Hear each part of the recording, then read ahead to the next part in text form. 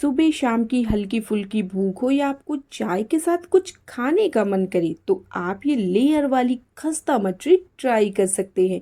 ये मछली आज हम बनाएंगे कुछ खास टिप और ट्रिक्स के साथ कि हर बार आपकी मछली एकदम परफेक्ट बनेगी। हाय फ्रेंड्स, मैं अमिता अमिता रेसिपीज़ में आपका बहुत बहुत स्वागत है। मछली बनाने के लिए सबसे पहले इसके लिए हम आटा लगाएंगे। तो इसके लिए यहाँ पर मैंने 4 कप मैदा ले लिया है। वजन में बताऊं तो ये 500 ग्राम है।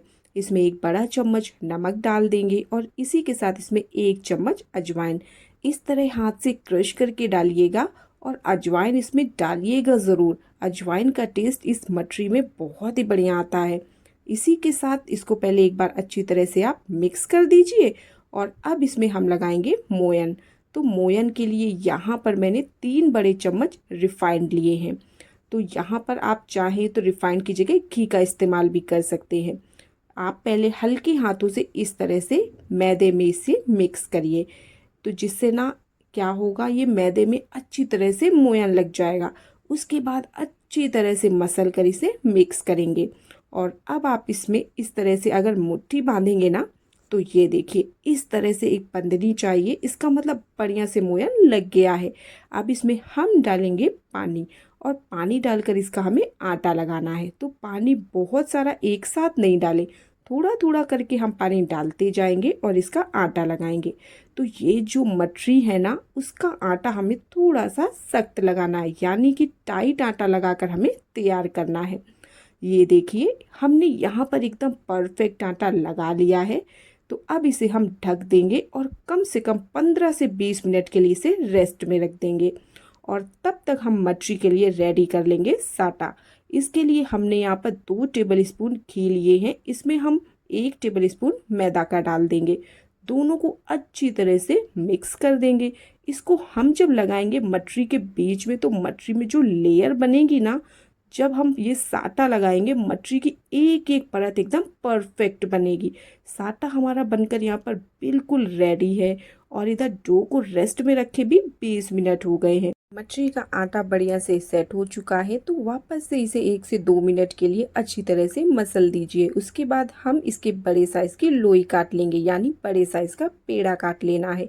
और बाकी बचे हुए आटे को हम ढक कर रख देंगे। अच्छे से हाथों के बीच में इसे घुमा लीजिए। उसके बाद चकले पर रखकर इसको बेल लेंगे। तो इसे इसी तरह से आप बेलिएगा। इसमें आपको सूखा आटा लगाने की बिल्कुल भी ज़रूरत नहीं पड़ेगी, ये ईजिली इसी तरह से बेल जाएगा। आप यहाँ पर एक बात का खास ध्यान रखिएगा, जितना पतला हो सके उतना आप इसको पतला बेलिएगा। इससे आपकी मटरी एकदम खस्ता बनेगी।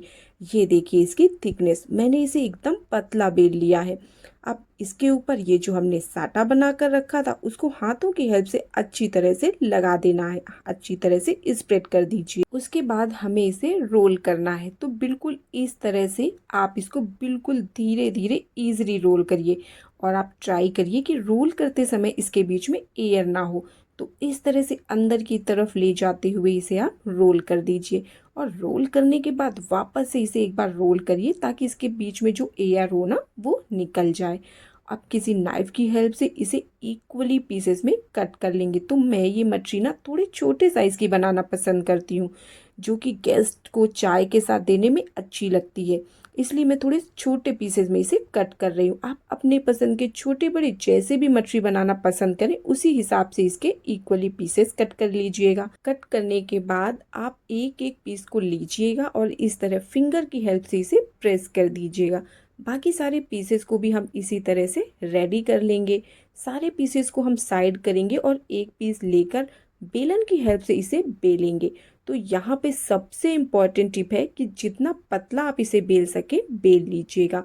इसके बाद इसके ऊपर हम वापस से साटा लगाएंगे और इसको इस तरह से फोल्ड कर देंगे। इसके ऊपर वापस से हमें साटा लगा देना है और इसे इस तरह से बंद कर देना है। और बंद करने के बाद इसे वापस से हमें हल्का सा बेल लेना है, जिससे कि ये मछली ना फ्राई करते समय कढ़ाई में खुले नहीं। अब मछलियों को ना हम किसी फॉर्क की हेल्प से इस तरह से कर देंगे। ये प्रोसेस हम बस इसीलिए कर रहे हैं ताकि फ्राई करते समय ना ये मछली फूले नहीं। आप देखिए कितनी आसानी से हम ये मछली घर में बनाकर रेडी कर सकते हैं।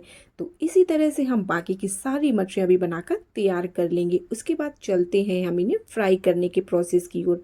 तो यहाँ पर मैंने एक मछली ऑयल में डाली हुई है। तो आप देखिए इसमें छोटे छोटे से बबल्स आ रहे हैं, मतलब हमारा ऑयल यहाँ पर परफेक्ट गर्म हो चुका है। आप यहाँ पर फ्लेम को लो कर दीजिए और धीरे धीरे सारी मछलियों को डाल दीजिए। तो ज़्यादा कढ़ाई को आप भरिएगा नहीं, आपकी कढ़ाई में जितनी स्पेस हो ना बस उतनी ही मछलियाँ आप डालिएगा। मछली को पहले हम 3 से 4 मिनट के लिए लो फ्लेम में पकाएंगे, उसके बाद आप चाहें तो फ्लेम को मीडियम कर सकते हैं। डालने के बाद आप इन्हें टच नहीं करिएगा, 1 मिनट में ही मछली अपने आप ही ऑयल में ऊपर आ जाएगी। फिर हल्के हाथों से उलटते पुलटते इन्हें अच्छे से पका दीजिए। तो इन्हें फ्राई करते समय आपको थोड़ा पेशेंस रखना पड़ेगा, क्योंकि ये जो मछली है ना इसके अंदर हमने लेयर्स बनाई हैं, इसलिए इन्हें हम लो हीट में पकाएंगे ताकि ये अंदर तक अच्छे से फ्राई हो सकें। देखिए देखिए कितनी परफेक्ट मछली बनी है, बढ़िया कलर आ गया है। तो अब हम फटाफट से मछली को प्लेट में निकाल लेंगे और बस इसी तरह से बाकी की मछलियाँ भी हमें फ्राई कर लेनी है। तो आप ध्यान रखिएगा, इसे आप हाई हीट में बिल्कुल भी फ्राई मत करिएगा, वरना इनका कलर तो बहुत जल्दी चेंज हो जाएगा पर ये अंदर से कच्ची रह जाएंगी। इसलिए आप इसे पेशेंस के साथ ही फ्राई करिएगा ताकि अंदर से एक एक लेयर अच्छे से फ्राई हो पाए। तो इसी तरह से देखिए हमने यहाँ पर सारी मछलियों को फ्राई कर लिया है। आप देखिए कितनी परफेक्ट मछली हमारी यहाँ पर बनी है। चलिए लेयर खोल कर दिखाती हूँ आपको। तो ये देखिए एक एक मछली अंदर तक बढ़िया से फ्राई हुई है, क्योंकि हमने इसे लो हीट में फ्राई किया हुआ है। आपकी एक एक मछली एकदम खस्ता बनकर तैयार होगी। अब बच्चों की सुबह शाम की हल्की फुल्की भूख हो या चाय के साथ आपको कुछ खाना हो, ये मछली आप ट्राई कर सकते हैं।